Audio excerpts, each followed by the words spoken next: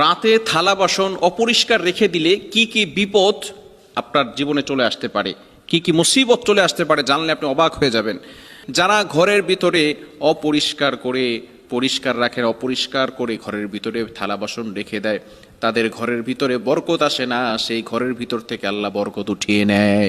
এজন্য রাতের বেলা ঘরটাকে অপরিষ্কার করে রাখবেন না। যে থালা বাসনগুলো আছে এগুলো অবশ্যই আপনি ভালো করে গুছিয়ে সুন্দর করে পরিষ্কার পরিচ্ছন্ন করে রাখবেন, কেননা রাতের বেলা কিন্তু ফেরেশতারা আপনার ঘরের ভিতরে নাজিল হতে পারে, রহমতের ফেরেশতারা আসতে পারে। বিশেষ করে ফজরের সময় রহমতের ফেরেশতারা আসমান থেকে দুনিয়াতে নাজিল হয়, প্রত্যেক ঘরে ঘরে পৌঁছে যায় এবং এই ফেরেশতাগুলো মানুষের জন্য রিজিক বরাদ্দ করে নিয়ে আসে।